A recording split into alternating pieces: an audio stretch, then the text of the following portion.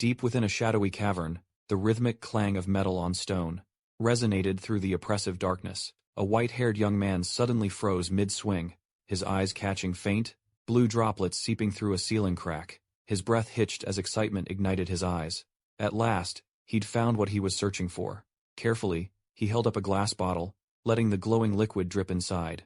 Recognizing it immediately as ink, he glanced at the small, black cat perched on his shoulder, offering a quiet thanks. Without Nero's keen help, this discovery would never have been possible. Turning toward the pale light at the cave's entrance, he pondered what this ink could truly mean. If he brought it back, maybe the pioneering corps would finally acknowledge him. With that burgeoning hope in mind, he exited the cave, stepping onto a bleak, gray wasteland. Far in the distance stood a dazzling city, radiant and alive within its shining walls. Cheers erupted as elite warriors, known as colorists, made their grand entrance. Their vividly colored hair marked them as true heroes. Nearby citizens spoke with admiration, praising the team for slaying yet another giant monster. As long as these formidable warriors existed, they believed the city would remain protected. The atmosphere shifted abruptly to the Shadow District, where dim streets replaced bright towers. A line of applicants waited outside a building, a notice board, declaring the entrance exam for the C rank.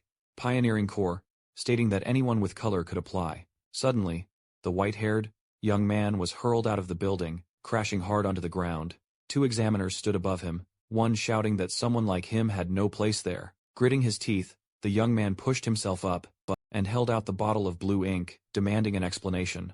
He insisted this ink proved his worth. The examiner sneered, pointing a finger at him, spelling out the harsh truth without mercy. He was rejected, simply for being colorless. In this world, he mockingly explained, one's role was fixed at birth, and this boy had no right to challenge it. The red-haired examiner released a pulse of crimson energy, cursing him as a worthless, colorless being. The force slammed into the young man, forcing a painful groan from his lips, as he collapsed to one knee. From the top of the stairs, the examiner continued his arrogant lecture, his face etched with absolute arrogance. He claimed that only people chosen, like himself, could ever become true pioneers. Beyond the city lay the Black Lands, he said, a nightmare realm, where the weak were devoured by darkness and savage creatures. Only true pioneers dared to explore those treacherous lands, gathering resources and fighting monsters, so humanity could survive. They were heroes, and the boy before him could never be one. Returning to the present, the examiner's voice turned cold. For someone without color, achieving greatness was simply impossible. He ordered the boy to accept his place, to stick to lowly labor, and never return, with a final, chilling threat, promising death if he disobeyed. The door slammed shut. Left alone, the young man lowered his head. A soft rustling came from inside his coat, as Nero peeked out, blinking curiously. The boy stroked the cat's head and spoke gently, saying they could just try another place. He was used to rejection by now. Even so, he forced a small, stubborn smile, and whispered a promise to Nero and himself, that he would one day become the greatest colorist. Quickly, he tucked the cat back inside, wary of being seen. He wandered through the industrial streets, unsure where to go next, quietly, hoping there was somewhere that would accept them. What he didn't realize was that a green-haired man was watching him from above. Later, amidst a bustling plaza, the young man thumbed through a worn notebook. With a frustrated sigh, he struck out yet another location. Every page screamed rejection. Exhausted, he stared at the list, finally admitting defeat. With no better option left, he paused before a modest building, marked Marie Workshop.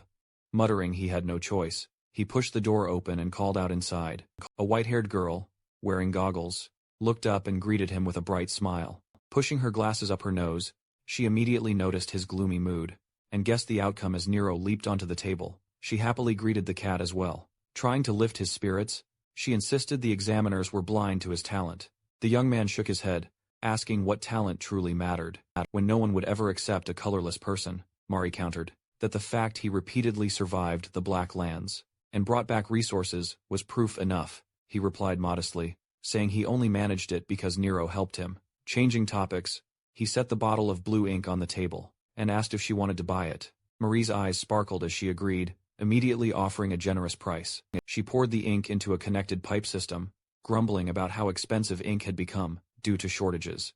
The young man commented that this scarcity was exactly why people were calling for more pioneers.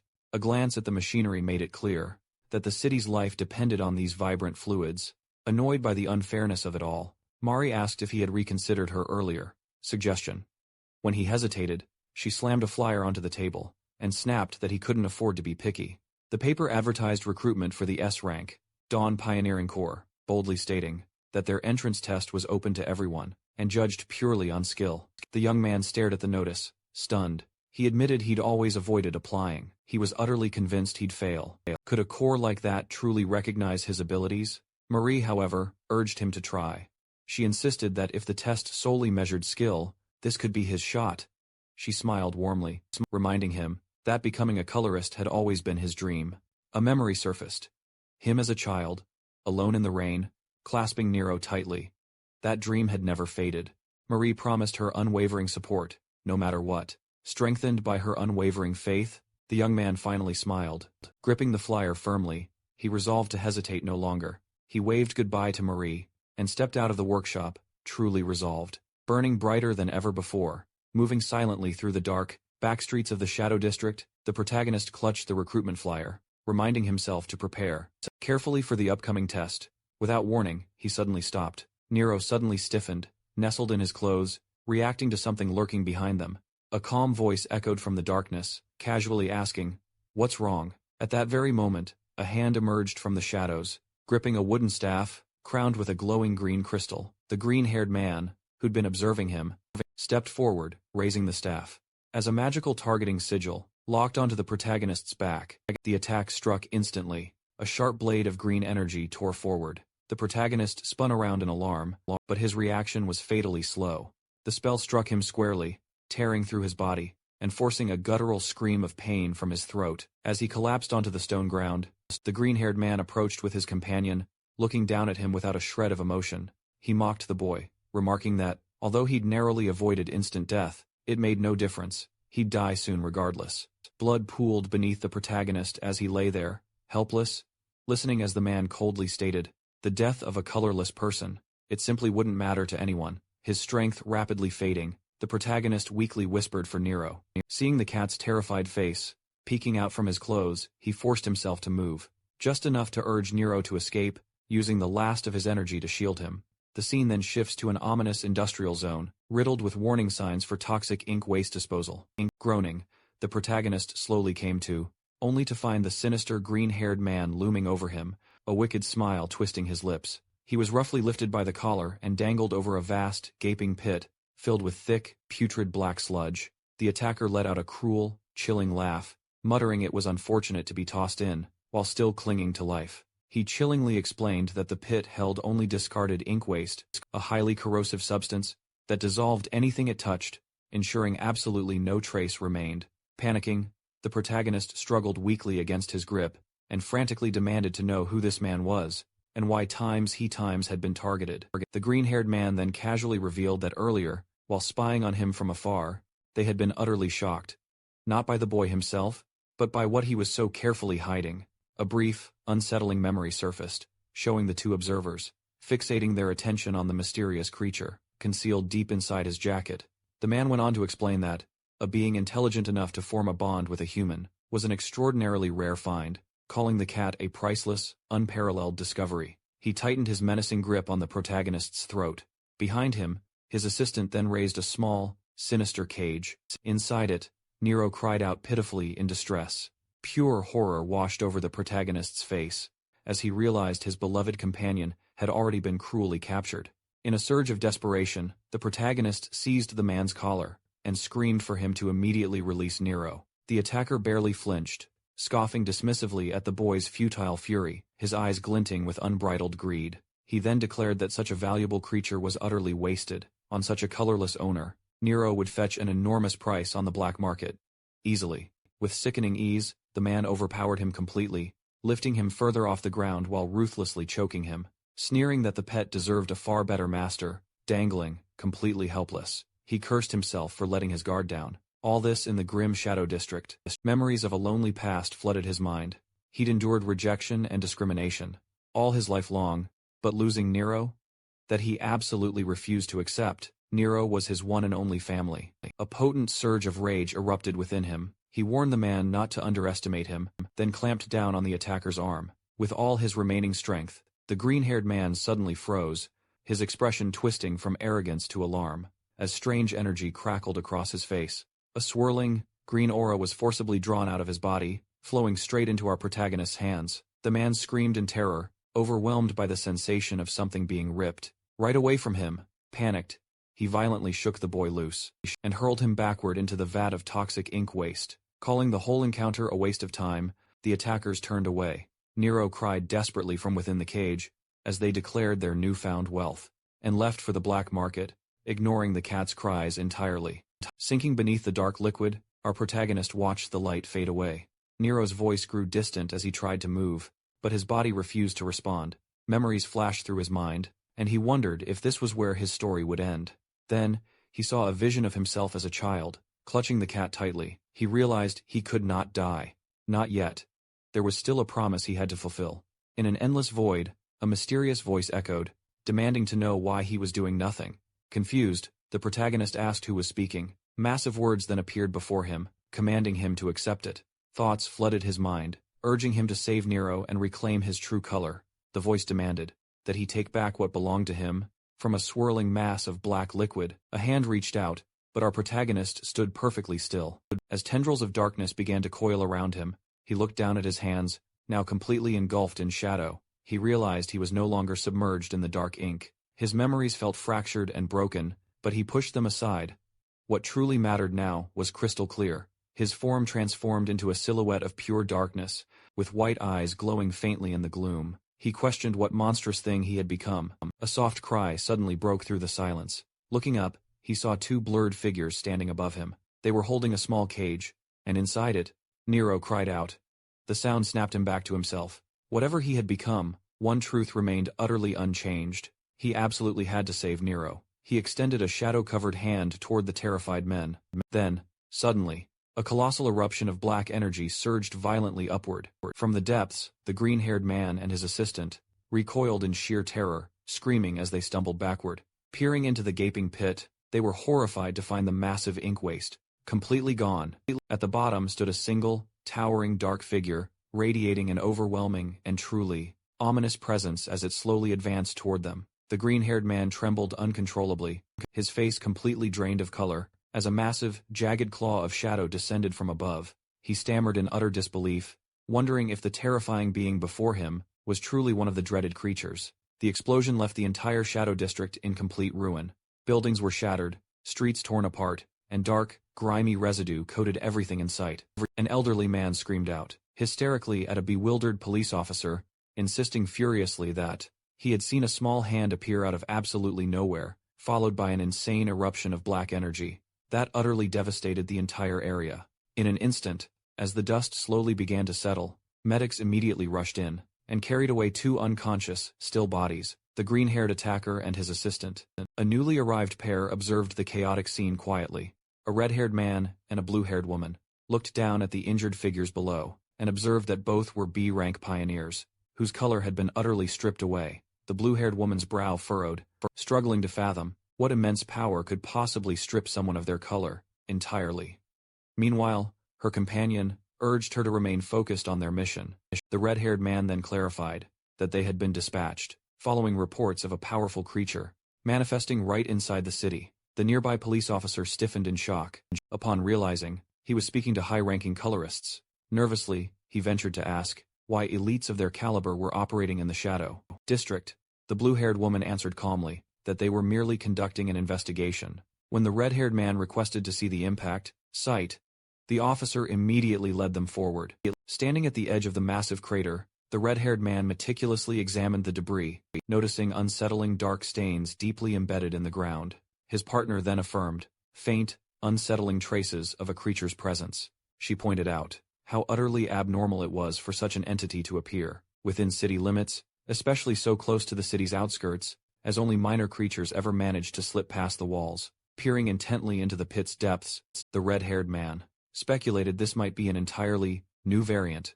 Though his expression seemed bored, his eyes were razor-sharp, focused on something that defied established patterns. Tracking it would not be easy. Far away, beyond the city, scattered rubble marred a desolate, barren landscape. In the suffocating darkness, a faint cry echoed.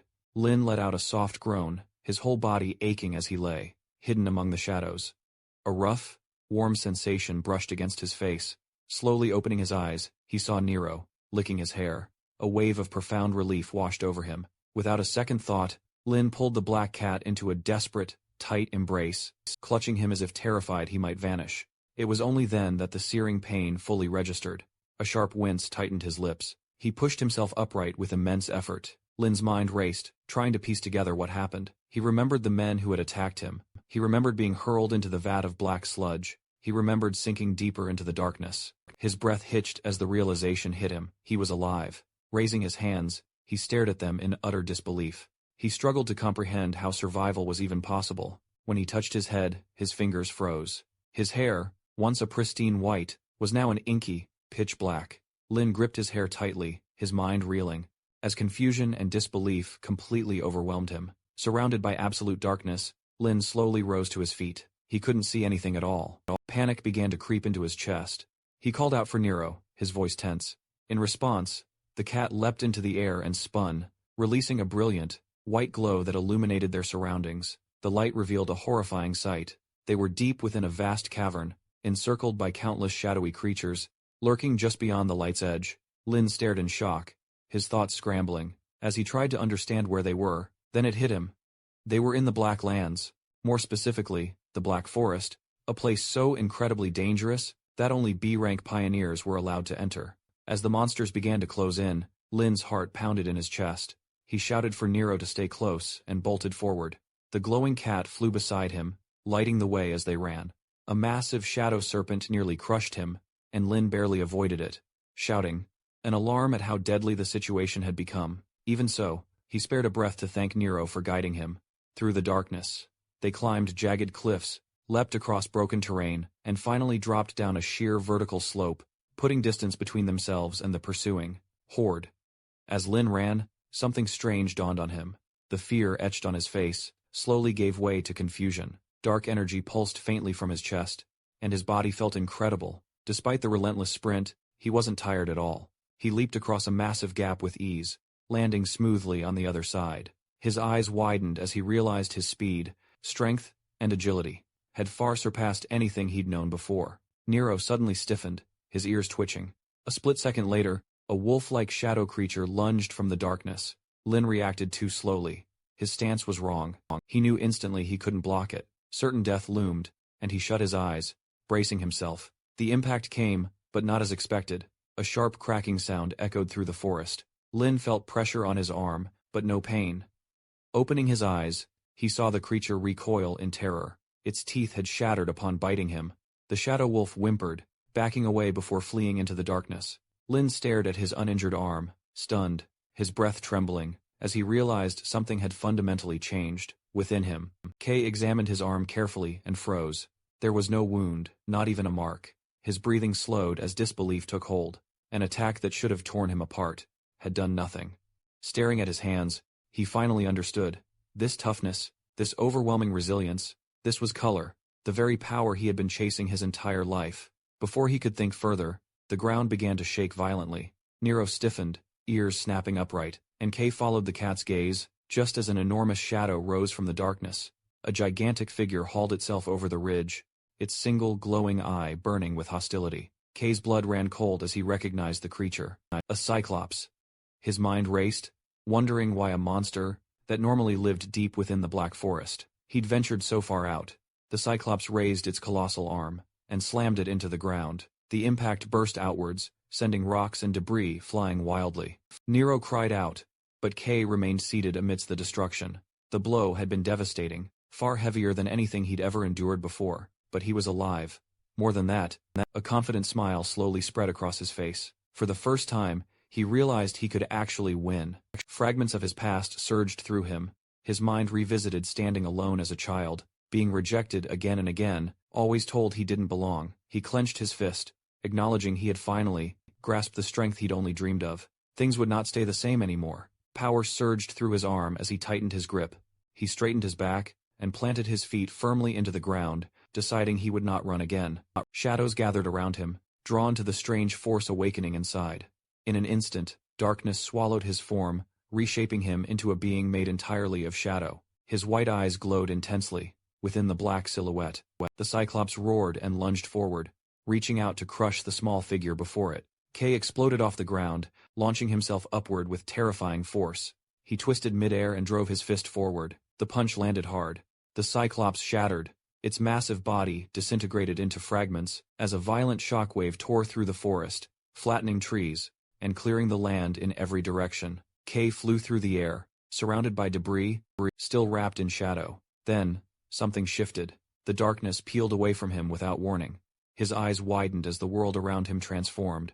Bright sunlight poured down over a vibrant forest, waterfalls glistening below. Colors burst into view so vividly that it took his breath away. Just as suddenly, the power vanished. His hair instantly turned stark white again. Fear instantly struck him as gravity reclaimed its hold. K screamed, plummeting downwards, crashing violently into the forest. Down below, he dragged himself free from the wreckage. Nero hovered anxiously above him. K dropped to his knees, gasping for breath.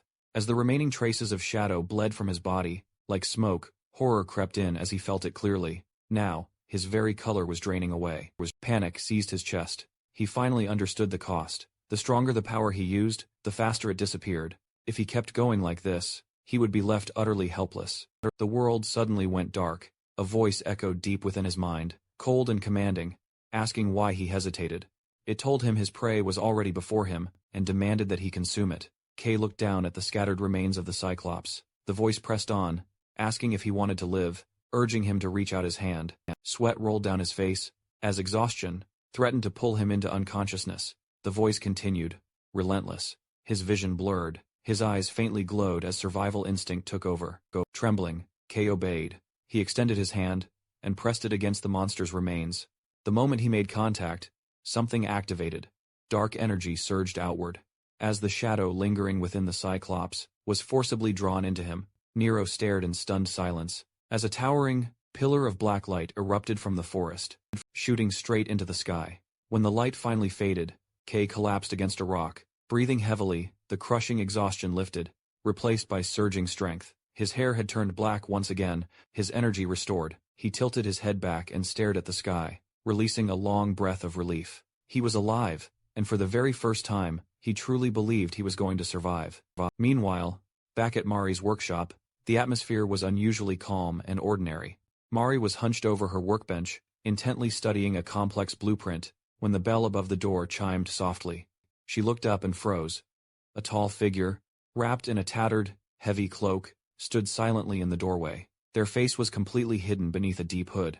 Forcing a polite smile, Mari greeted the stranger, though her hands trembled ever so slightly. She asked if they needed anything, but the figure offered no response, only radiating an intensely unsettling presence. The cloaked stranger then took a step forward. Mari's unease rapidly escalated into fear, and she pointed directly at them, blurting out that they looked extremely suspicious. When they continued to approach, panic completely took over. She snatched up a heavy wrench from the table and loudly warned them to stop, threatening to swing if they came any closer. Suddenly, the figure lunged forward. Mari screamed, squeezing her eyes shut, bracing for the absolute worst. But instead of an attack, the figure stopped short.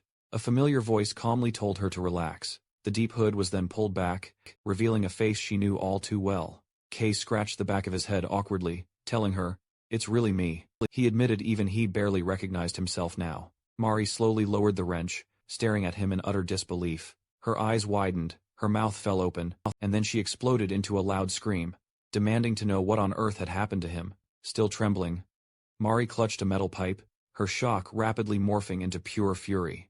She snatched up another tool, shouting that whoever did this to him would pay dearly. Swinging the tools wildly, she yelled, "I'll smash their heads in." Kay hurriedly stepped in, waving his hands and insisting he was perfectly fine, trying desperately to calm her down. But once it finally sunk in, that Kay is times standing right in front of her, Mari sets her wrench aside. She exhales shakily, admitting she totally panicked. She lost contact with him and feared the absolute worst. Her anger melts into pure relief, and she smiles softly, telling him she's just so glad he's alive. Kay quietly apologizes for worrying her. Inside, Kay can barely grasp his own situation.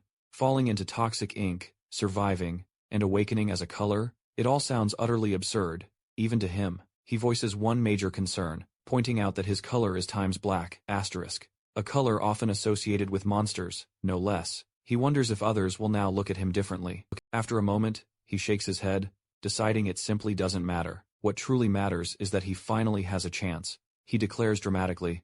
He's heading straight to the Pioneering Corps' entrance exam, and he sincerely thanks Mari for everything she's done.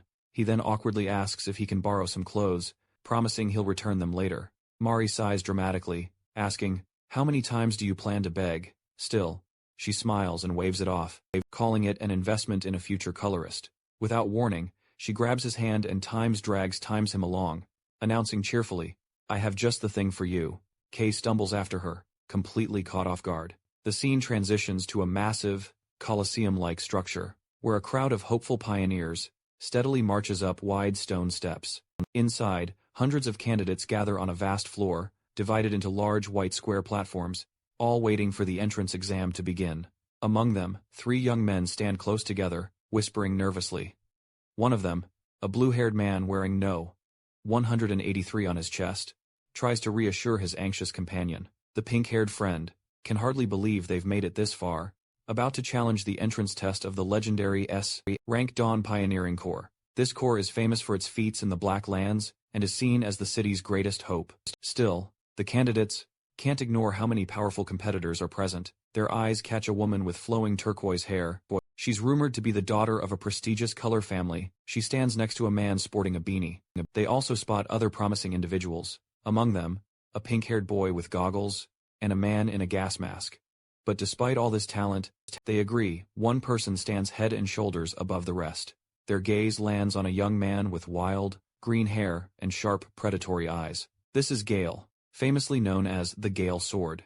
Many believe his success is practically guaranteed. As rumors claim, he can defeat dangerous creatures all on his own. However, he's equally infamous for his volatile temperament, which supposedly led to his expulsion from his previous corps. Laughing arrogantly, the blue-haired man, No. 183, claims he isn't afraid of someone like Gale. A shadow suddenly looms behind him. Gale stands there, his expression cold, daring him to repeat himself. The blue-haired man stiffens, fear draining the color from his face. Gale looks down on them with open disdain, calling them pathetic children. With a bored sigh, Gale turns and walks away, muttering that the quality of competitors is laughably low. For an S-rank exam, as his gaze sweeps over the crowd, he mentally dismisses nearly everyone, until he pauses. His eyes narrow. As they settle on the turquoise-haired girl, he recognizes her immediately, Ellie Cayenne, the second daughter of the Cyan family. A smirk curls across his lips, as he admits she's at least worth noticing. Imagining the upcoming test, Gale wonders with anticipation how the rest of them will react once it truly begins. A metallic speaker crackles sharply, cutting through the arena's noise, and demanding everyone's attention. Gale and Ellie both turn toward the stage, as the announcement rings out, declaring that the entrance examination for the Dawn Pioneering Corps has officially begun. Standing atop the podium is a man with striking blonde hair and piercing yellow eyes. He calmly declared the test would commence immediately. A wave of gasps swept through the candidates, as they instantly recognized him. He was a renowned colorist from the Dawn Corps, a hero who'd played a major role in a recent, large-scale creature extermination. Excited whispers spread through the crowd. If someone of his stature had personally come to oversee the exam, it meant the Corps was taking this recruitment extremely seriously. The sheer pressure radiating from him alone made it clear that S-rank pioneers existed on an entirely different level. The examiner scanned the crowd and welcomed them briefly. He acknowledged that everyone present had their own reasons for applying: wealth, influence, glory, or a sense of duty. But he stated flatly that none of that truly mattered. His gaze sharpened as he explained that, in the end, only strength decided a person's worth. The Dawn Corps sought individuals powerful enough to step into the Black Lands and reclaim territory for humanity. Mediocrity, he said coldly, had no place here. With a sweep of his arm, he pointed toward the large, square platform spread across the arena floor. The first test, he announced, would be a tournament. Combat ability is the foundation of a pioneer's survival, because the world beyond the city walls is merciless. Only those who can fight will live. He ordered the candidates to demonstrate their power and instructed them to step forward. When their numbers were called, advancement would be decided solely by victory. The speaker rang out again, calling the first pair, No. 126, and No. 286. Gale, bearing the No. 126 stepped onto the stage with a grim expression. Murmurs rippled through the audience. Many recognized him instantly, and pitied whoever had drawn him as an opponent so early. Gale, on the other hand, grinned sharply. He welcomed the opportunity. He thought, how lucky to have some entertainment right away, especially after being bored for so long. His eyes gleamed with a predatory glint as he wondered just how thoroughly he should crush his opponent. That's when his attention shifted to the other contestant. A cloaked figure, bearing the number 286, was silently approaching. Gale frowned, finding the sight oddly unsettling. From his perspective, the man's posture seemed awkward, even clumsy and unimpressive, almost as if he didn't belong. Deciding words were utterly unnecessary, Gale wrapped his hand around his sword hilt. With a sharp, metallic ring, he drew the blade and unleashed his power, without any restraint. Green currents of wind burst outward as he swung, filling the air with a palpable, cutting pressure. Spectators watched in awe, as multiple glowing blades of wind manifested around him. Whispers erupted, praising his incredible mastery. Even at his young age, he was already wielding such advanced techniques, truly deserving of the title Gale Sword. Gale locked his fierce gaze onto the cloaked opponent, silently daring him to even attempt a defense. Stomping the ground, he gathered explosive momentum and surged forward, enveloped in a raging vortex of wind. The sheer force of his charge alone seemed capable of tearing flesh apart. The hooded figure, however, did not move. As Gale leapt into the air and brought his blade crashing down, with a roar, the cloaked man calmly stepped in, and threw a single, swift, left punch. The sound of impact echoed thunderously through the arena. Gale's body was hurled backward like a broken doll. Screams erupted from the stands as he smashed into the far wall, cracks spreading outward in a web-like pattern. His body slumped forward, completely unconscious. The match had ended in one single strike. A stunned silence fell. The hooded fighter lowered his arm and subtly flexed his wrist, slightly muttering that the sudden burst of movement had startled even him. His hood slipped back, revealing a shock of messy black hair. Meet K. Before anyone could even process what just happened, a spectator suddenly shrieked, pointing straight at K, not at the defeated Gale, but at the strange energy swirling around him. It was black. The blonde examiner's eyes narrowed, his expression turning grim. That shade was identical to the energy, wielded by terrifying creatures. Even Ellie KN stood frozen, utterly shocked, unable to believe what she was seeing. A human wielding black energy? Was that even possible? K stood alone at the arena's center, completely oblivious to the storm he'd just unleashed. Murmurs spread rapidly as people whispered that, perhaps, the reason Gale's sword fell in one blow was this strange, ominous power. K looked around nervously at the staring crowd, confused by their reactions, and quietly wondered if he'd done something wrong. The tournament pressed on, with one fierce clash after another. In one battle, a shaking candidate desperately hurled razor-sharp stones through the air, but K surged forward without hesitation. He slipped between the attacks with ease, closed the gap in an instant, and drove his fist straight into the opponent's chest. The mage was sent flying across the arena, knocked unconscious before he even hit the ground. The announcer quickly declared K the victor. The pattern repeated itself. Another challenger was smashed into the floor, with overwhelming force, while a third barely had time to react, before being knocked out cold. K's victories were swift, brutal, and absolute. High above the arena, the blonde examiner watched closely, his interest growing by the second. He openly declared that K was by far the most outstanding applicant. With clear excitement, he remarked that this was the first recorded black holder. He insisted the Corps had to secure him immediately, before words spread beyond control. At that moment, slow, heavy footsteps echoed nearby. A relaxed voice commented that the day seemed unusually bustling. But the blonde examiner whirled around sharply, only to freeze at the sight of who had arrived. It was the red-haired man and blue-haired woman, both from the recent explosion investigation. Surprised, he questioned Team Leader Red's presence. The red-haired man casually waved him off, claiming they were merely passing through. They briefly discussed the ongoing investigation into the strange creature incident. The red-haired leader let out a sigh, admitting there had been no real progress. He then abruptly shifted the topic, asking if there were any promising candidates. The examiner promptly mentioned the young woman from the prestigious Cayenne family, and then added there was one exceptionally unusual participant. Suddenly, the red-haired leader's expression changed. His eyes locked onto the arena, as he sensed something familiar. He immediately spotted K, his gaze narrowing at the black energy surrounding the boy. As the examiner continued praising K, the red-haired man remained silent, studying him carefully. The blue-haired woman leaned closer and whispered, asking if the boy could be related to their investigation. The leader confirmed it was very likely.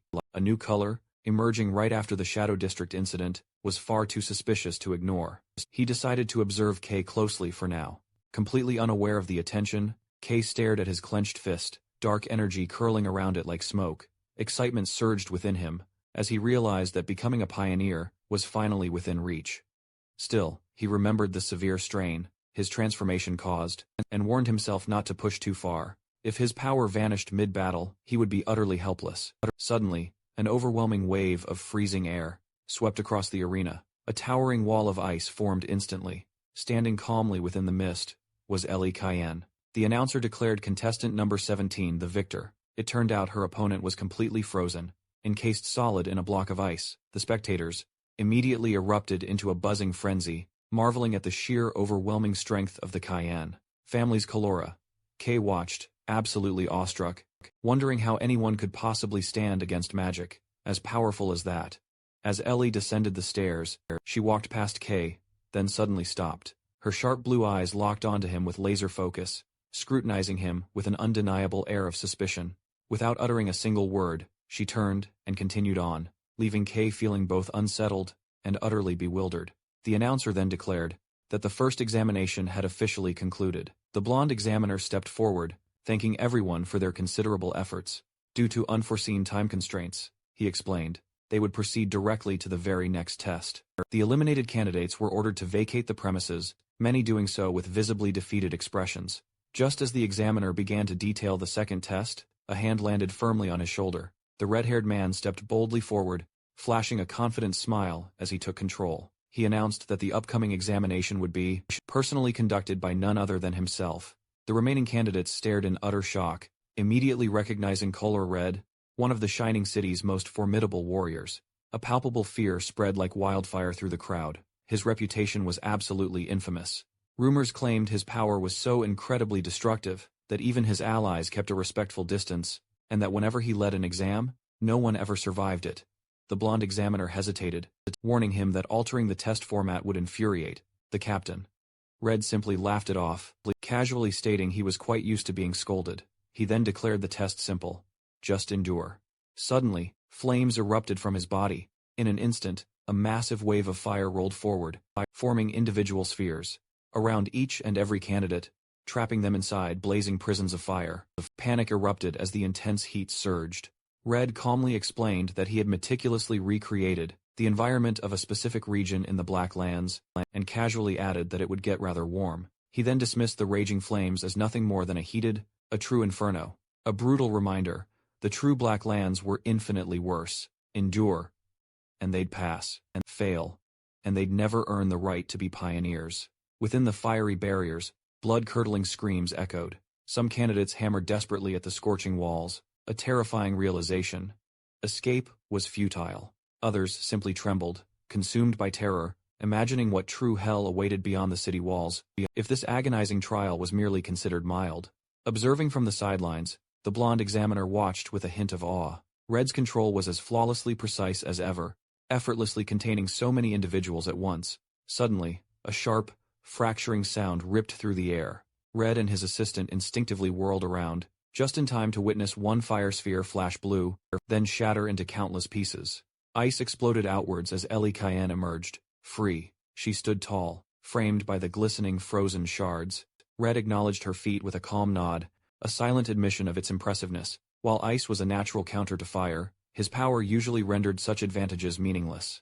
After a brief moment of consideration, he conceded she truly deserved the title of prodigy. His attention then shifted to the other candidate who piqued his interest. Inside another scorching fire sphere, Kay remained perfectly, unsettlingly still. Red observed him briefly, utterly unimpressed, assuming the boy's end was imminent.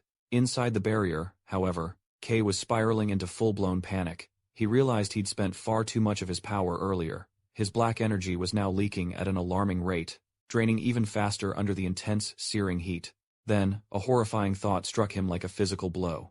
If his color vanished here, he would be exposed as a colorless anomaly, destined to become a living experiment. Desperation, cold and sharp, set in. His gaze locked onto the inferno raging around him.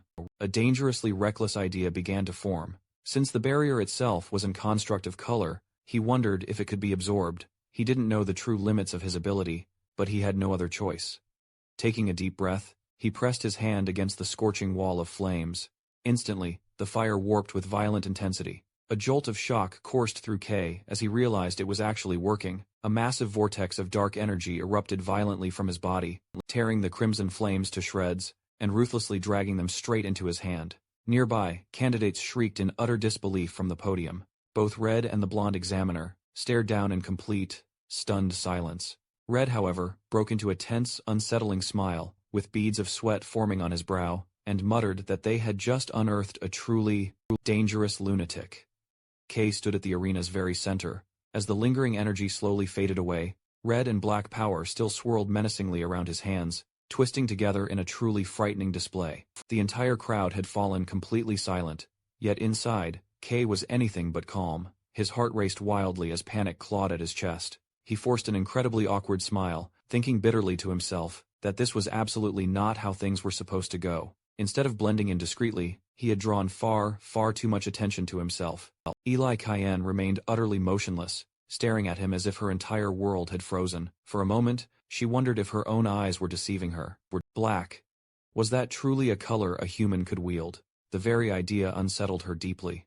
A cold anxiety crept into her chest as she observed the young man before her, wrapped in an unsettling, unfamiliar darkness. Years of relentless pressure and expectation surged through her mind, and unwillingly, she was forced to acknowledge the truth. He was incredibly strong. Strong enough that even if she fought at her full power, victory would not be guaranteed. As Kay walked away, Ellie felt an undeniable chill. There was something about him that went far beyond raw strength. Shaking her head, she tried to forcefully push those unsettling thoughts aside.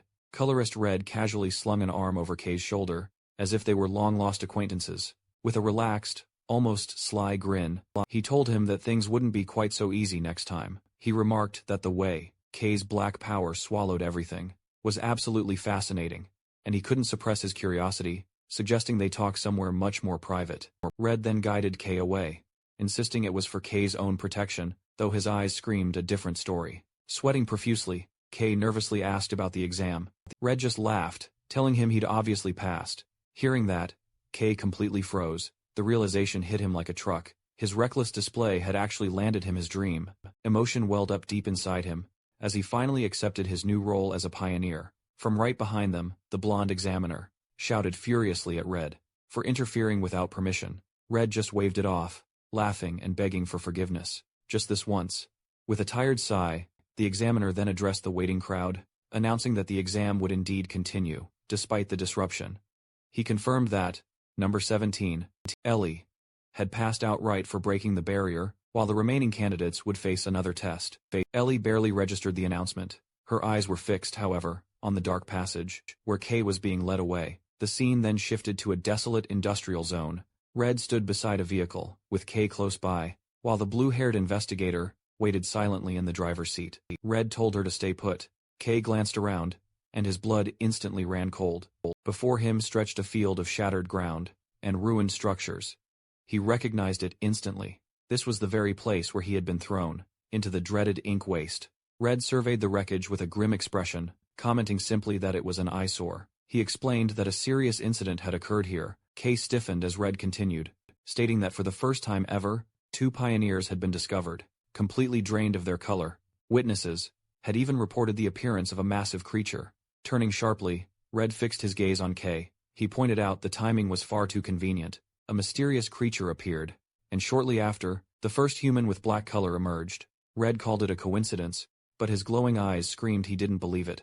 He described Kay's power as something that devoured other colors entirely. This ability, Red stated calmly, doesn't belong to this system at all. Kay's thoughts spiraled. He realized Red had suspected him from the very beginning. For a fleeting moment, he considered running, but the crushing aura in front of him instantly erased that idea. Escaping a hero was utterly impossible. Then, unexpectedly, Red burst out laughing. The tension shattered. He waved dismissively, saying he was only probing Kay's reaction. Though, he complained, Kay's honesty ruined all the fun. Kay stared at him, confused and unsure. Red explained that, while the investigation was his official duty, what truly interested him was Kay himself. Normally, color abilities were absolute. They never mixed, never merged. Yet, K's power ignored those rules entirely. Red pointed out that during the second exam, K clearly lacked proper control. K tried to explain, but Red cut him off. Crimson light flared around Red's body. As he announced they would conduct a test, K blinked in confusion. Red extended his hand and said he needed first-hand confirmation. Smiling confidently, he challenged K to absorb his power. Panic surged through K as he tried to refuse, warning that it was dangerous. Red only laughed, telling him it was far too early to worry about someone at his level. His tone hardened, as he ordered K to stop talking and act. Black was known as the Black Lance, a force that consumed everything without exception. Red understood how dangerous such a power could be. Allowing it to exist unchecked could destabilize the entire Shining City. A darker thought crossed his mind. Few people knew this truth yet, but humanoid creatures existed. If K ever became one, or faced one, Red knew he might be forced to act. Feeling the overwhelming pressure radiating from the colorist, K let out a slow breath. Even so, he nodded. Accepting the test, he reached out and grabbed Red's wrist, nervously asking him to promise that he wouldn't be blamed, no matter what went wrong. Even as he spoke, black energy surged from his body once more. The moment their hands connected, the air twisted violently, a powerful shockwave ripped outward. K gasped, as scorching red energy blasted straight into his arm, smashing against the black aura around him. His heart plummeted with immediate regret. Flames exploded from their point of contact, engulfing him completely, and an agonized scream tore from his throat, as unbearable heat seared through his body. He pleaded with Red to stop, admitting in a panic that he couldn't control it. It felt like molten lava flooding his veins. Through the raging inferno, Red manifested like a towering deity, forged entirely from fire, further solidifying why he ranked among the city's greatest heroes. Red remained unnervingly calm within the flames, his gaze fixed with sharp focus. He swiftly realized that K's black energy was relentlessly devouring his power, acting like an entity starved beyond restraint.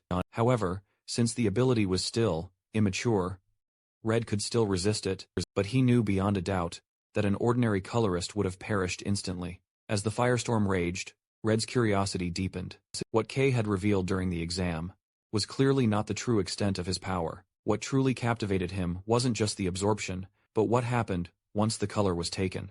The energy spiraled wildly out of control. Red watched intently, as the black aura around Kai's arm began to warp, growing jagged as it merged with the red energy. Then, a violent eruption of crimson and darkness burst outward, forcing Red several steps back. Smoke billowed through the ruins, and from its depths emerged a horrifying sight. K had partially transformed. The right side of his body was now encased in grotesque armor, a grotesque fusion of condensed red and black energy, shaped like a monstrous, clawed, demonic form. Red clenched his teeth. The silhouette was unmistakable. Glaring at the glowing eye and monstrous limb, he silently conceded that this form could easily be mistaken for a monster. In that instant, his suspicion solidified into certainty. K was at the heart of the incident. Where the pioneers had lost their color, K reeled on his feet, barely conscious. Red shifted his stance, deciding this situation couldn't go on any longer. He conjured a blazing sphere of fire, preparing to forcefully suppress K, before things escalated any further. But then, K let out a low, feral growl. Red froze, sensing resistance not against him, but against something far deeper within K's mind. He stood in an endless void, submerged in darkness. Enormous red letters seared across his vision, screaming demands for more color, more energy. The voices howled hungrily, urging him to stop resisting and take everything available in the real world. K gasped and trembled as the whispers clawed at his thoughts. They mocked his restraint, calling it wasteful, insisting he consume it all. K screamed back in his mind, ordering them to shut up with sheer willpower. His remaining eye glowed crimson. As he crushed the voices down, he forced the chaotic energy inward, compressing it violently. A shockwave burst outward, as the power reluctantly obeyed. The jagged armor shattered and dissolved into nothing. Silence followed. K dropped to one knee, gasping for air, drenched in sweat. Red stared at him with genuine astonishment. Suppressing that level of power alone was something even veteran colorists would struggle to accomplish. K's heart hammered wildly. As he tried to understand what had just happened, he couldn't believe he'd survived, or that he'd nearly lost himself. Fear crept in as he realized he had gone berserk, in front of someone like Red. Steeling himself, he took an unsteady step forward, knowing he needed answers. Red, however, he looked absolutely thrilled, and let out a hearty laugh. Red admitted that the power K had absorbed was far stronger than anyone anticipated. Still, he declared the experiment a success, flashing a grin. Because it had been fun, he reminded Kay, that anyone aiming for true greatness would have to accept danger along the way. Red then waved his hand, announcing the test was over. But after a pause, his tone subtly shifted. He reminded Kay that he was, in fact, the investigator, assigned to the catastrophic destruction of this very district. With a calm, yet chilling smile, he pointed out that Kay fit the culprit's profile perfectly. Kay's blood ran ice cold. Red elaborated further. Witnesses had reported seeing a massive shadow creature, and interest in the case ran far deeper than Kay realized. Once word spread about a human wielding such dark power, suspicion would naturally fall squarely on him. Red gestured toward the ruined landscape, nodding gravely. The damage alone would cost hundreds of millions to repair. If the city deemed Kay too dangerous, exile or worse would be absolutely inevitable. Kay clenched his fists, a fire of frustration burning in his chest. He knew the truth wouldn't matter if he couldn't prove it. Then, Red offered a tantalizing way out. If Kay agreed to operate directly under his command, Red said he might be able to intervene. Kay didn't hesitate, not for even a single heartbeat. He bowed deeply, practically folding himself in half, loudly declaring that he placed himself entirely under Red's authority. Red raised a hand, telling him to listen closely. First, he clarified that this protection wouldn't come free. In exchange, Kay would owe him favors in the future. He calmly asked if Kay believed he could handle that. Kay forced a trembling smile. Inside, he screamed that anything was better than prison, debt, or becoming a mere test subject. Without an ounce of hesitation, he agreed, promising to do whatever Red required. In the bleak wasteland, a tiny creature trembled, as a massive wheel crashed down beside it, missing it by mere inches. Meanwhile, a heavily armored transport thundered past. The vehicle pushed through the thick, fog-filled terrain of the Black Lands, its engine roaring against the dead silence. Aboard the transport, Kay gazed out the reinforced window, realizing this was the farthest he'd ever ventured. For the first time, it truly felt like he had stepped onto the Trailblazer's path. His thoughts were abruptly cut short by a hostile glare. Gale, his green hair bristling with irritation, shot Kay a sharp look and sneered, calling him black-haired one. He snapped that Kay was annoying and told him to shut up, even though Kay hadn't uttered a single word. Kay blinked in confusion, unsure how he'd provoked him. The transport bay felt suffocating. Kay shifted awkwardly, thinking that starting his pioneer career immediately should have felt exciting. Yet, the tension in the air was unmistakable. He glanced at Gale, seething with rage, and then at Ellie Cyan, who sat silently with a chilling expression. A quiet doubt crept into his mind. Was joining this team really a good idea? His thoughts drifted back to the day before. Red had asked him if he was prepared to join the exploration mission, explaining that he needed Kay to head toward a specific location, in an unexplored zone. When Kay hesitated, Red laughed easily and told him not to overthink it. He showed Kay a map, and reassured him he wouldn't be alone. Other recruits, who passed the exam, would be deployed nearby, and the official route would be announced soon. Kay's only task was to arrive on time. Returning to the present, Kay noticed that everyone was already seated in the transport. Because Red's involvement had disrupted the original exam, the candidates were given another opportunity. After additional rigorous testing, many skilled participants, including Gale, had passed. Ellie Cyan, the highest-ranked rookie, had joined Red Squad by her own request. Gale's eyes burned as he stared at Kay.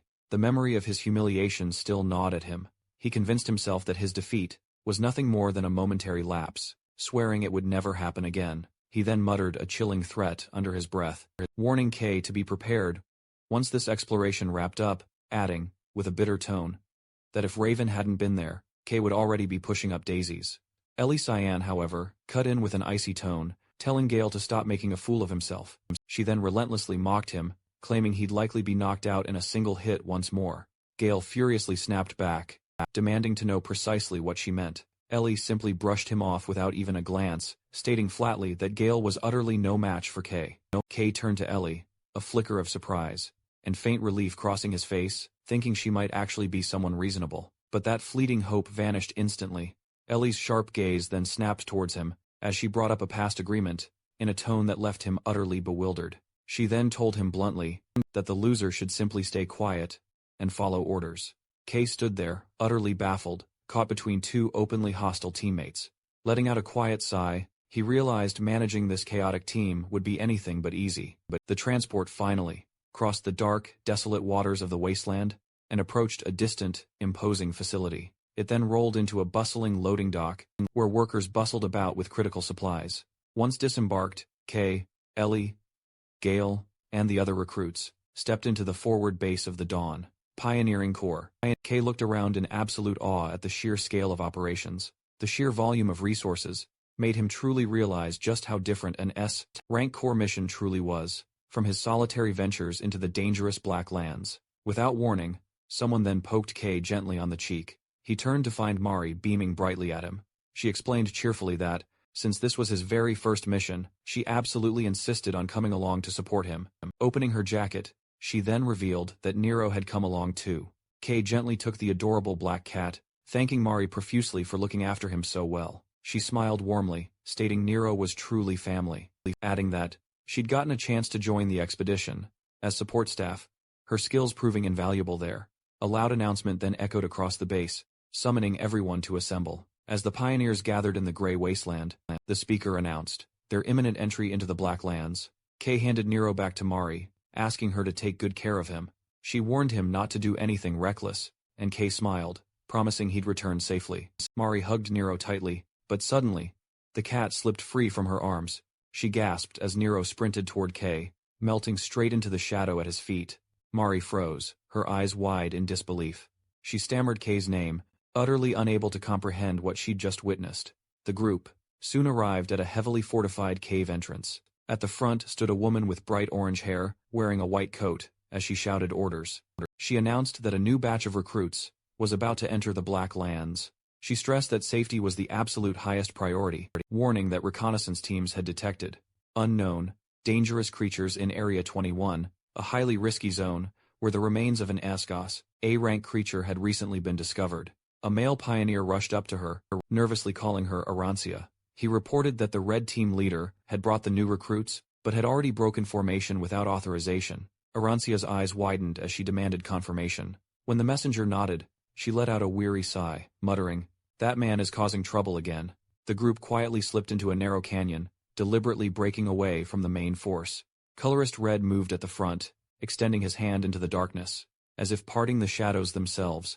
The small unit K, Gale, Elishon, and Red had fully separated from the larger formation. K glanced back uneasily, asking if this was truly acceptable, pointing out that the main army was heading in a completely different direction. Red calmly replied their objective lay elsewhere. K's unease deepened as he looked at Gale and Ellie, realizing the entire squad consisted of fresh recruits.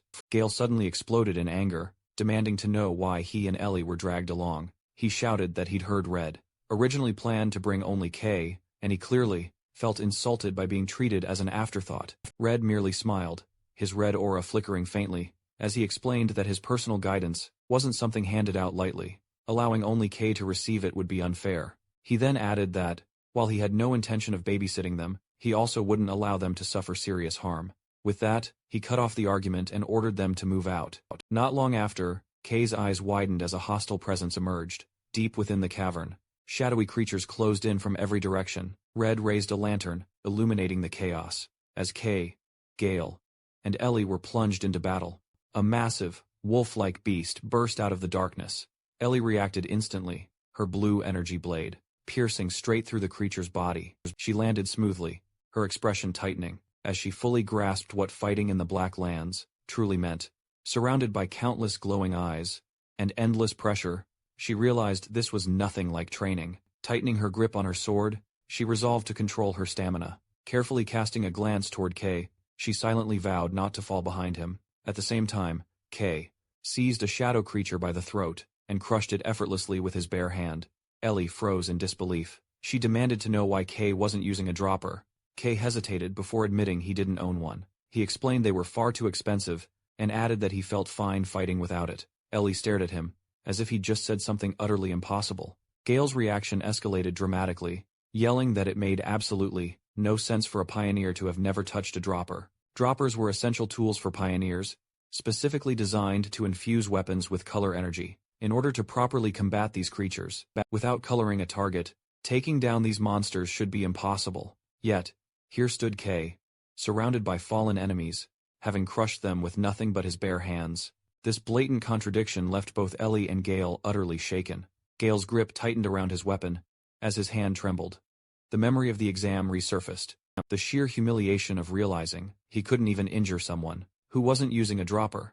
His frustration twisted into pure hatred, as he glared at Kay's back, silently swearing that one day, he would personally crush him. As they pressed deeper into the cave, Red continued leading the way with the lantern, while Gale trailed behind, simmering with rage. Red glanced back at the group, a faint smirk forming on his face. Watching two supposed geniuses being pushed forward by a rookie wasn't a bad sight at all. His smile widened as he thought to himself that things were only going to get more interesting. In a relaxed tone, he urged them onward, saying they were almost at their destination, and suggesting they wrap things up quickly, so they could celebrate afterward. After the brutal clash with the shadow beasts, the remains of wolf-like creatures were scattered across the canyon floor. Colorist Red called for a short 10-minute rest, but he made it clear to Gale, Kay, and Ellie Cyan that this was only a pause, and that the true objective still lay ahead.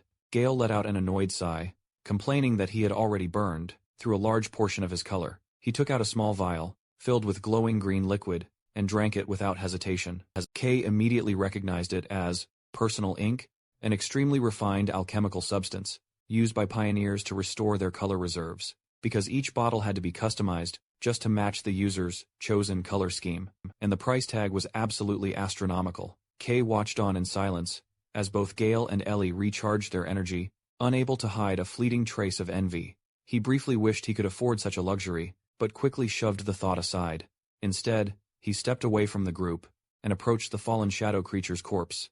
Reaching out, he activated his unique ability. Black energy surged violently from the corpse, spiraling into his palm as the shadow absorbed directly into his very being.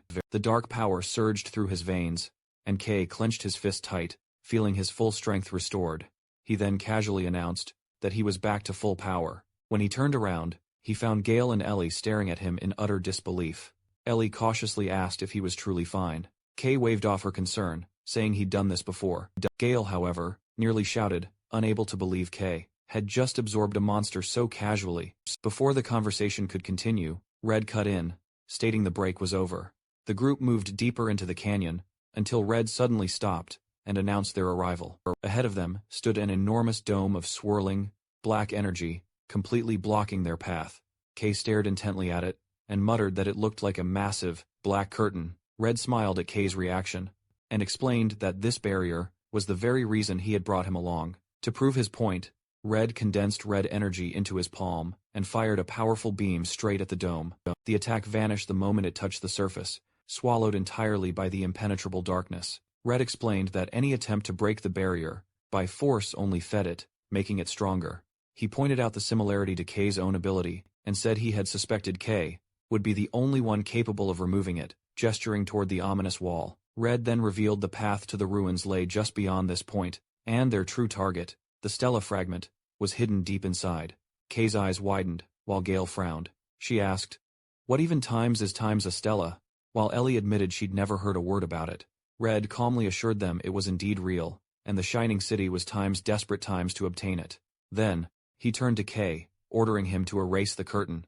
Stepping forward, Kay placed his hand against the towering wall of darkness. Instantly, his absorption ability flared to life.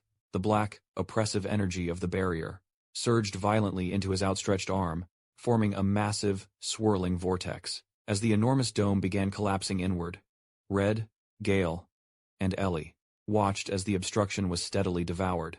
Red's grin widened, a chilling sight, satisfied that his gamble had absolutely paid off. As the barrier finally vanished, he remarked that Kay's power would be absolutely invaluable. Kay, however, looked anything times but times pleased. Sweat poured down his face, as his body trembled violently under the strain of containing such an overwhelming amount of raw energy.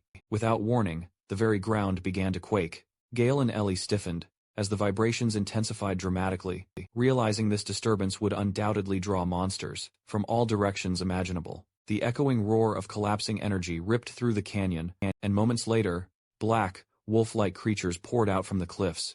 The group was completely surrounded. Ellie and Gale immediately drew their weapons, while Red merely laughed, commenting they had quite the enthusiastic welcome. Red then ordered Gale and Ellie to deal with the onslaught of incoming enemies, while Kay focused on finishing his absorption. His tone was cold and utterly decisive, as he commanded them to eliminate every single creature. Gale moved first, his wind-infused strikes, tearing through the shadows with blinding speed. Ellie followed, summoning towering ice spikes that erupted from the very ground and skewered multiple beasts at once. Red, meanwhile, observed calmly. He nodded, ready to jump in at any moment, but it wasn't necessary. With minimal effort, he conjured brilliant red energy orbs, firing precise beams that struck true.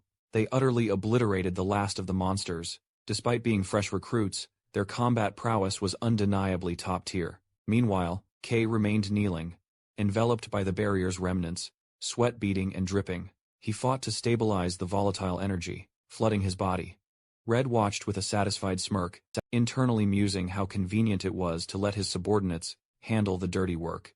Kay, however, sensed something unsettling.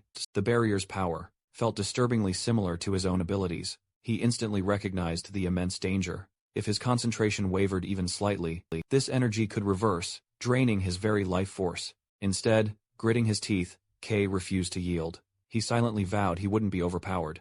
With one final, powerful push of will, the absorption finally concluded. Kay staggered to the edge of the newly cleared path, his breathing ragged, sweat pouring down his face. He confirmed aloud.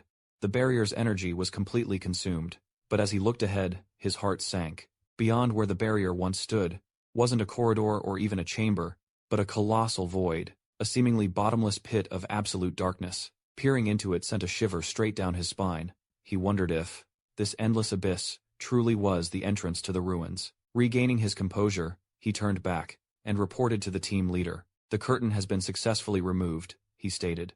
Red nodded in approval, openly praising Kay for completing the daunting task. He then raised his voice, informing the others that the obstruction was gone, and ordered them to finish off any remaining enemies. Without warning, Red's expression hardened. His instincts screamed, "Danger!" In a blur of motion, he lunged forward, seizing both Ellie and Gale. He yanked them backward with overwhelming force.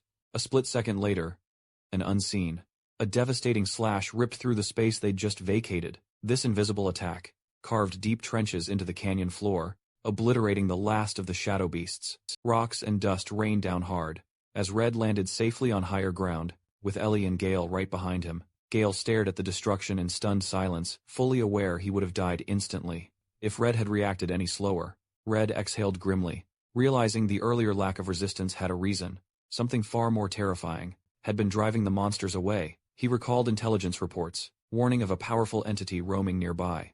As the dust settled, a lone figure emerged from the haze, walking straight toward them, dragging a massive blade along the ground. Red muttered, "There's no longer any time to waste." The stranger stepped fully into view. His hair was split in color, white on one side, black on the other. Half of his face was covered by a dark, mask-like growth that looked fused right to his flesh. Numerous weapons were strapped across his back. A suffocating pressure radiated from him. As his cold gaze locked onto the pioneers, Red immediately positioned himself between the threat and his team.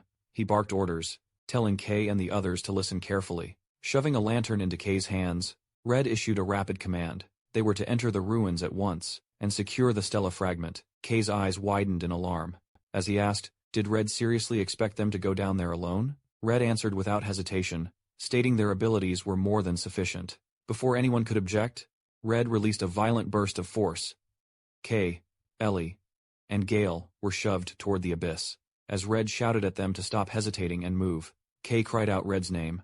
As the three recruits plunged into the darkness below, left behind, Red stood at the edge of the pit, his red aura blazing fiercely. One of the recruits, faint whispers echoed from the deepest shadows. They questioned what they were meant to do, all alone. Behind Red, the armed stranger closed in fast.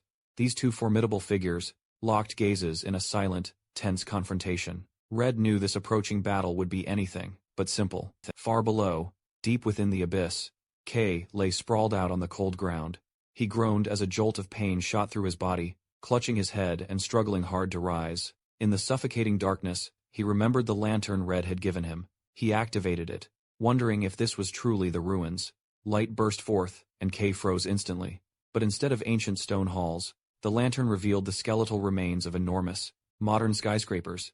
Shattered concrete structures and collapsed roads stretched endlessly into the inky darkness. It looked like an entire city had been utterly destroyed and buried deep beneath the earth. Standing precariously on a narrow ledge, Kay lifted the lantern even higher, illuminating even more of the ruin. Words utterly failed him as he stared at the underground graveyard of a modern metropolis. Kay stared at the underground city, utterly dumbfounded. He muttered that a place like this simply shouldn't exist. Then he complained that the oppressive darkness made it impossible to see properly. Almost immediately, a familiar voice snapped at him to stop his whining, and move toward the light. A wave of relief washed over him when he spotted Gale and Ellie close by. He admitted honestly that he had been terrified of being separated. Gale clicked his tongue, immediately blaming Kay for dragging them into this mess. But Ellie cut him off sharply, saying he'd been just as lost as anyone else. Gale uneasily scanned the endless, desolate ruins, asking, "What kind of place is this, even?" A tremor of anxiety crept into his voice, as he pointed out just how ridiculous it sounded to search for something called a stella fragment in a city that seemed to stretch on forever. Kay nodded, agreeing that, without any clue what they were even looking for, just wandering around aimlessly like this could take days, or, even worse. Deep down, Kay really wished Nero was right there with him. As if directly answering his unvoiced wish, a faint, ethereal glow suddenly appeared near his feet. Kay's eyes widened instantly when he saw the small, black cat standing there. Panic instantly seized him, as he frantically wondered how Nero had possibly managed to follow them all the way down here. Ellie's gaze fell upon the creature, and cautiously questioned if it was a living creature. Kay felt a shiver of cold sweat trickle down his back, fearing his secret was finally out in the open. But then, he took a deep breath and steadied himself.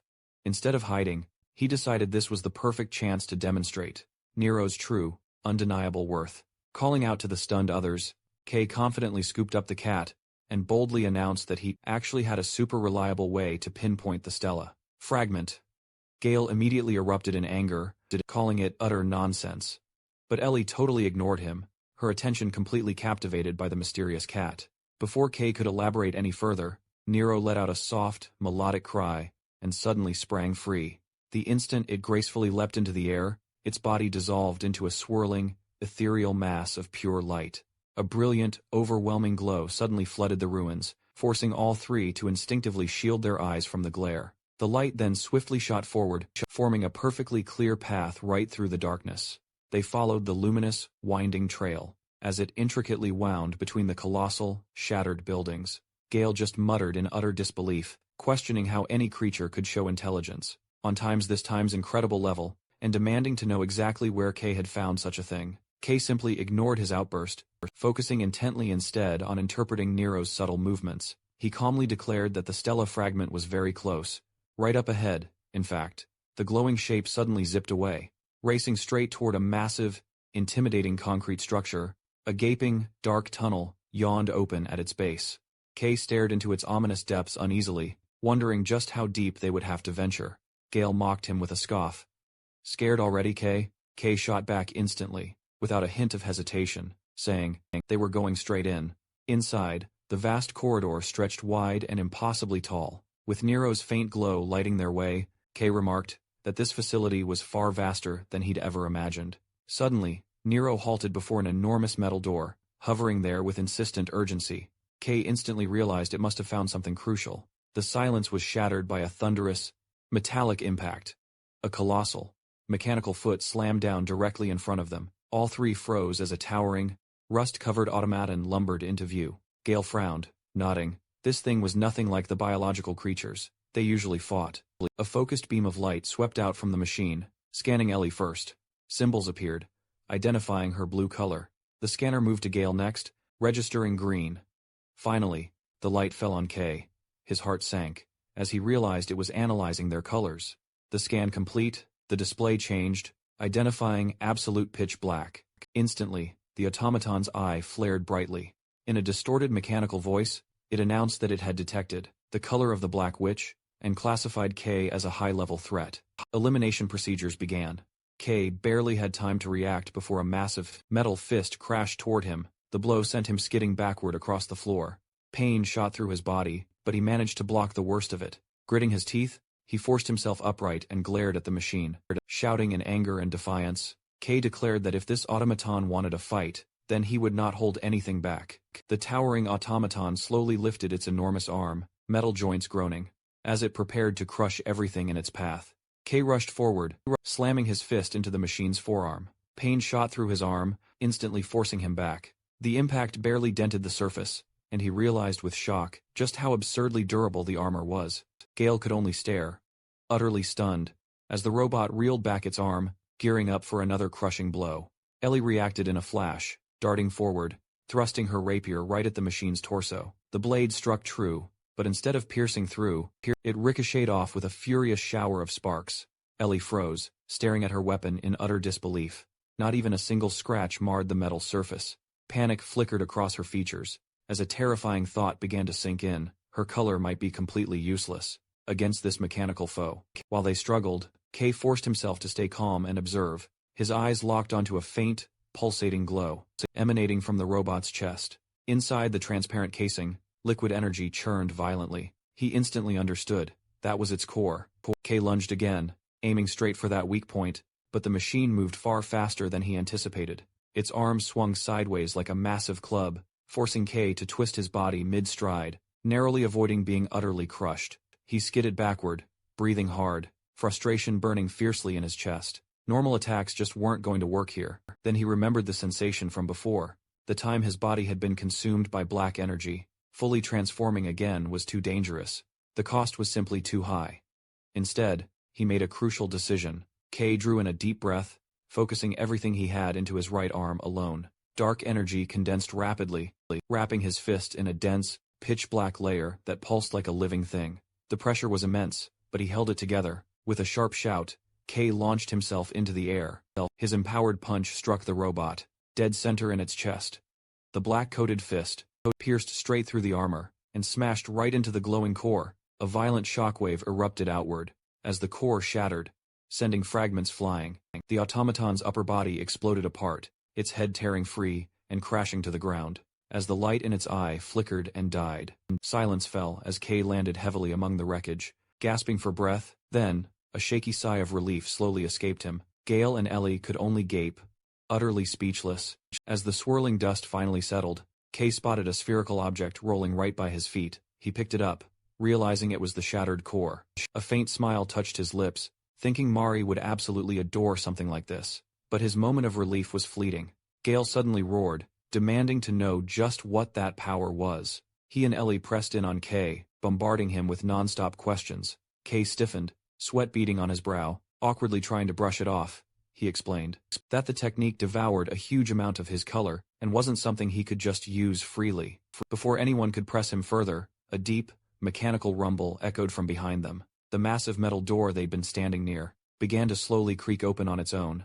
Beyond it stretched an abyss of endless darkness, so profound, it seemed to swallow light itself. Without warning, Nero shot out from the void, crying out anxiously. The cat hovered near Kay, trembling, clearly petrified with fear. Kay followed Nero's terrified gaze toward the doorway, an icy dread crawling up his spine. He admitted he couldn't discern anything inside, but stepped closer regardless.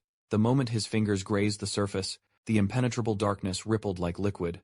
Then, everything utterly exploded.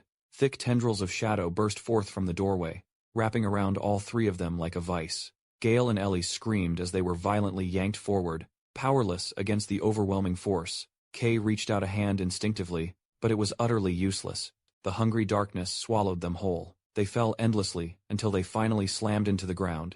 Gale let out a loud groan, cursing the brutal fall and the suffocating blackness. He pushed himself up, rubbing at his chest. Then, he froze solid. His hands trembled as he stared down at his own body. The vibrant green that once defined his very power was gone. His jacket, his body, even his hands were now completely drained, of all color, reduced to dull, lifeless shades of black. A chilling, gray panic gripped him. As he clutched his chest in utter disbelief, Kay and Ellie stood right beside him, equally paralyzed with horror. Their vibrant world had utterly drained of color. They stood trapped in a bleak, monochrome void, cloaked in an eerie silence, gaping at their own colorless bodies, terrified and utterly bewildered, unable to grasp what had just unfolded. Far from those buried ruins, a lone scorpion scuttled across the wasteland, its tiny shadow stretching towards the distant, shining city. Within the city's towering walls was the Eastern Government Office. Inside, the chief slammed his desk in a furious rage, demanding to know if Kay had been found. A trembling subordinate, however, reported that the boy was currently on an exploration mission, under the supervision of colorist Red. He carefully added that K, himself, had requested the authorities not interfere. The chief exploded in anger at the mention of black. He roared that, allowing someone with such a dangerous color into the field was sheer madness. Even if Red was a celebrated hero, this crossed an undeniable line. He ranted that recent creature sightings had already plunged the ruling council into panic, with whispers spreading that the catastrophic black wave might be starting again. If things went wrong, he knew the blame would fall squarely on him. As he raged, a woman with pink and yellow hair lounged nearby, smiling lazily. Chamalaya, leader of the Dawn Pioneering Corps, teased him for getting worked up again, and warned that his blood pressure would land him in a hospital bed someday. She simply told him to calm down. Red, she argued, was not reckless. If anyone could keep an eye on a dangerous variable, it was him, Chamalaya added. Turns out, taking a risk like this could lead to unexpected gains. Stirring her tea, she remarked that trust mattered more than fear. Right now, though, she grimaced at the bitter taste. The chief ignored her, and dumped an absurd amount of sugar into the pot, muttering about how anyone could drink it otherwise. He snapped at her to focus. Chamalaya's playful expression faded, as she acknowledged the real issue. Black was feared, because of the legend of the Black Witch. That color symbolized death, despair, and the first black wave, a catastrophe that nearly wiped humanity out. She reminded him how the world had once drowned in darkness, how creatures had flooded the land, and how the Black Lands were born. Another wave, she said quietly, was inevitable someday. With recent anomalies and the emergence of a black wielder, the situation could no longer be ignored. If humanity wanted to survive, they would need every possible strength, even black.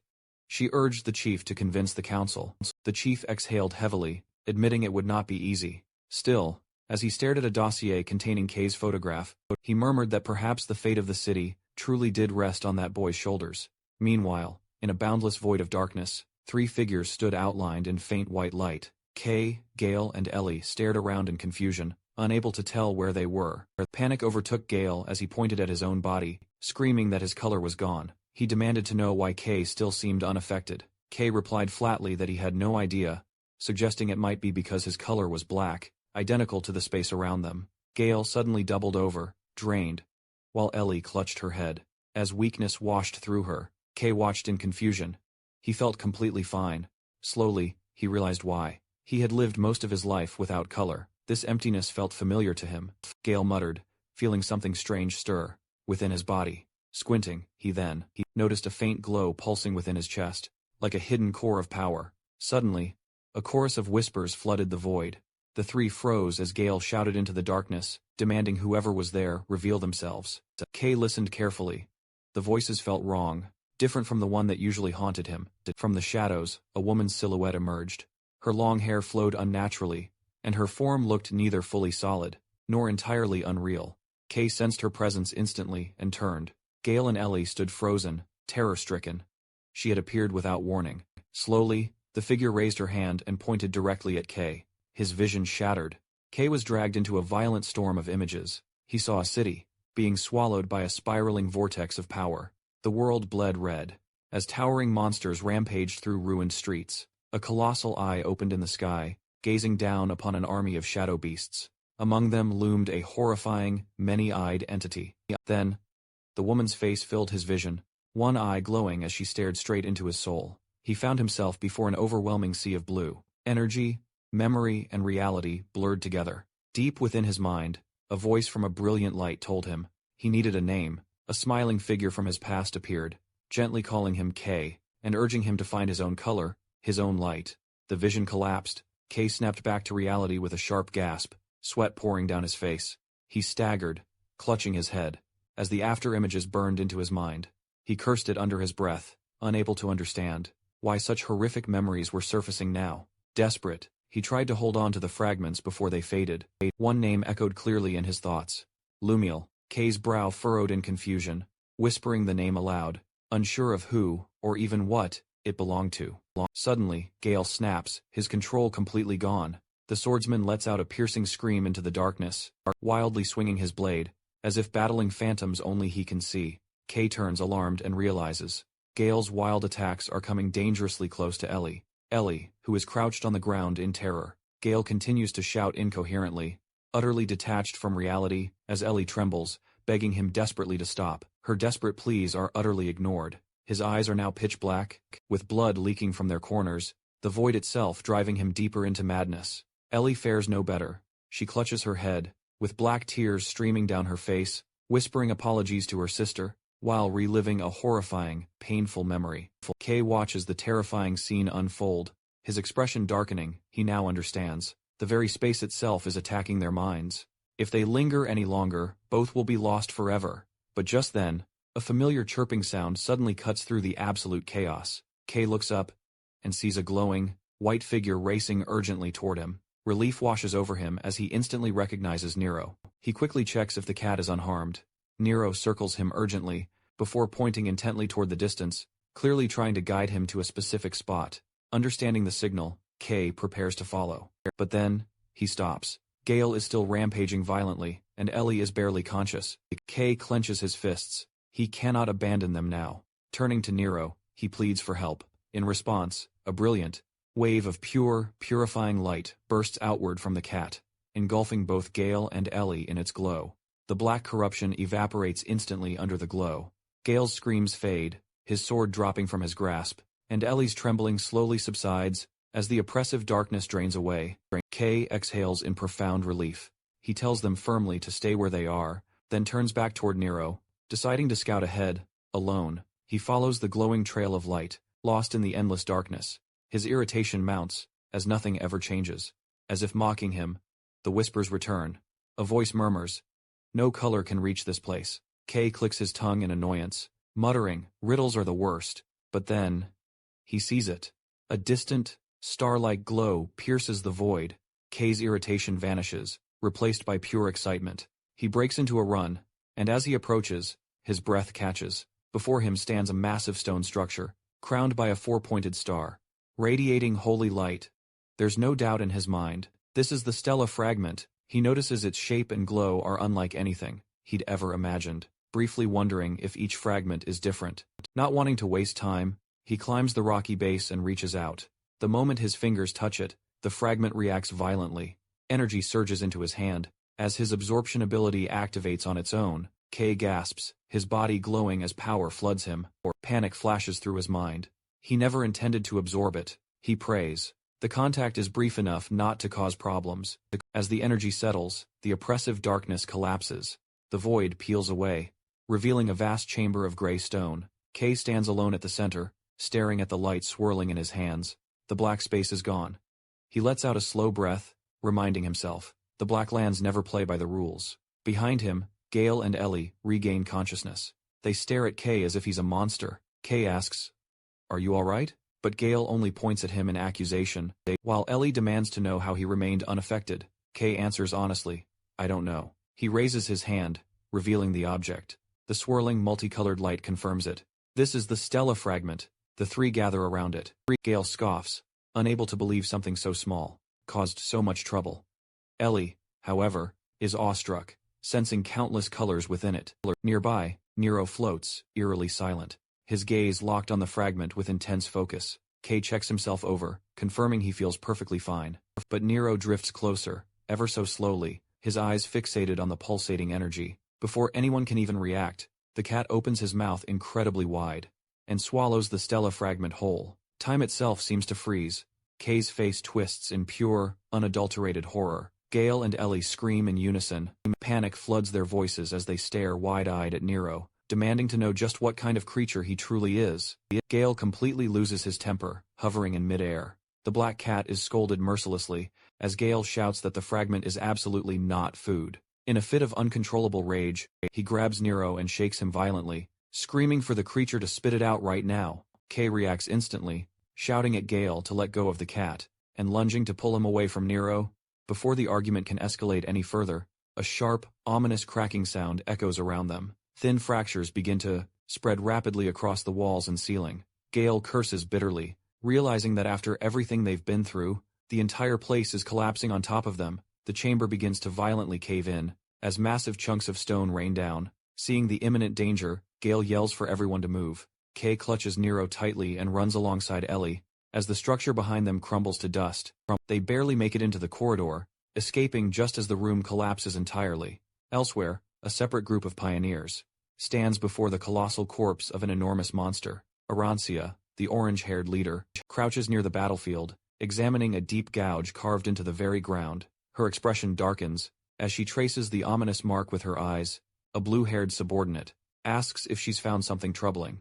Rising to her feet, Arancia confirms grimly that the battle-mad lunatic has returned. She explains that the traces belong to a fearsome humanoid monster known only as the Sword Demon, one of the Black Witch's infamous hands. Wherever it showed up, devastation always followed. She had a hunch that the recent surge in monster activity was far from coincidental. When asked if they should push forward, Arancia simply shook her head and commanded an immediate withdrawal.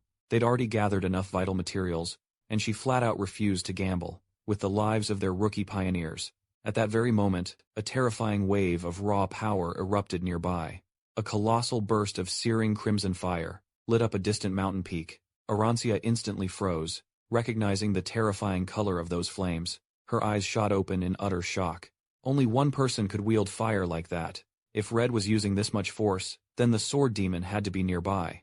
Invisible slashes suddenly ripped through the air. Toward her team, Arancia reacted without hesitation, screaming for everyone to scatter, as a massive, razor-sharp cutting wave surged forward. Snatching her oversized mechanical hammer, now glowing with searing molten orange light, she soared into the air with a fierce roar. She slammed the hammer down. The collision of orange and black energies detonated in a violent, deafening explosion, completely nullifying the attack. Landing steadily, Arancia immediately ordered a full retreat. She then instructed her deputy to escort the team safely back to the outpost, while she herself went to rendezvous with Red. In the very next instant, she catapulted herself toward the blazing mountain. At the mountain peak, a cataclysmic duel was already unfolding. Red and black energies clashed relentlessly, violently, as colorist Red and the fearsome Sword Demon moved faster than the eye could even follow. Their weapons clashed again and again, filling the air with devastating shockwaves. The demon conjured a massive, menacing spear of darkness, its single white eye burning with raw hostility, and hurled it forward. But Red blocked the attack head-on, twisting his body to skillfully redirect the force. The Sword Demon relentlessly pressed on, swinging a blade of shadows in a furious, relentless assault, while Red focused solely on defense. Suddenly, the demon sensed a profound danger. The ground erupted right beneath him, as a towering pillar of crimson flame burst upward. He managed to leap away just in time, narrowly avoiding the inferno. Through the roaring flames, his eye remained locked on Red. Then, a voice rang out from above, mocking Red for relying on bait tactics. Arancia then descended like a meteor, her hammer raised high, laughing wildly. She challenged the demon to dodge. Her hammer slammed down with overwhelming force, unleashing a devastating, orange shockwave that crushed the demon into the earth. As the dust settled, Arancia landed lightly. Red greeted her calmly, remarking that she was late. She joked that she nearly died getting there, but he brushed it off. She admitted that even her strike hadn't been enough to finish the job. Right on cue, the Sword Demon rose from the rubble, completely unharmed, glaring at them with murderous intent. Red remained confident, stating that fighting would be easier. Now that Arancia was fully using her color, she snapped back, warning him not to hold back, and adding that none of the other colorists wanted to witness his true power. Red complained about her nagging, but she ignored him, activating her ability. As glowing orange rings formed beneath her feet, gripping her hammer, she declared they would bring down another of the witches. Black hands. Across from them, the Sword Demon stood silently, fury swelling beneath his mask. Then, unexpectedly, strained voices echoed from a nearby cliff. Red's eyes widened, and even the demon paused in confusion. From above, Gale emerged over the ledge with Kay, Ellie, and Nero. Gale collapsed immediately, gasping that he never wanted to return to the underground ruins. Kay froze. A suffocating presence washed over him. He looked up and locked eyes with the Sword Demon. Behind the monster, Red and Arancia stood, glowing with power. Realizing they had stumbled into an active battlefield, Kay's blood ran cold. Red and Arancia let out a string of curses under their breath, and surged forward, yelling for the trio to clear the path. The Sword Demon, however, utterly ignored them, his menacing gaze locked onto the most vulnerable targets. In a flash, he charged straight for Kay, Gale and Ellie. Driven by raw instinct, Gale raised his sword, and Ellie swiftly drew her weapon. Despite their exhaustion, the demon swung just once. Both weapons instantly shattered, reduced to mere fragments. Gale stared in utter disbelief, as his reinforced blade snapped like brittle glass. Terror seized him. This was an enemy far beyond their wildest nightmares. The sword demon raised his weapon once more. A searing blade of white energy ripped through the air. Without a second thought, Kay threw himself forward, his body shielding his teammates. The slash came down cleanly, severing his left hand in an instant. Pain exploded through his body as he violently collapsed backward. Ellie shrieked his name, and Gale roared in horror. The demon pressed his brutal advantage. He slammed his knee into Gale's gut, sending him crashing violently aside. Then, he seized Ellie by the throat, effortlessly lifting her off the ground, using her cruelly as a human shield. Red and Arancia arrived, but were tragically too late to intervene. The sword demon immediately ordered them to halt, demanding a clear, unobstructed path, and grimly warning he would kill the girl if they dared to follow. He then demanded they hand over the key, leaving the colorist reeling in shock. Arancia roared back in absolute fury, demanding to know what on earth he was talking about, while Red narrowed his eyes, carefully weighing the perilous situation. Nearby, Kay lay face down, utterly submerged in a pool of his own blood. Nero hovered above him, desperately crying out. Then, against all odds, Kay's remaining hand twitched. Slowly, incredibly, he began to rise. A chilling, oppressive pressure began to spread across the battlefield. The sword demon felt it, and turned sharply, a flicker of confusion flashing across his face. He stared, utterly transfixed, at Kay's silhouette, utterly unable to comprehend what he was witnessing. Black energy surged violently, explosively, around Kay's body. The darkness condensed tightly around his severed wrist, and before anyone could even react, a brand new arm began to form, entirely composed of swirling, writhing black power. Kay stood perfectly upright, his features lost in shadow. From him radiated an overwhelming, crushing aura. An aura that caused even the sword demon to hesitate.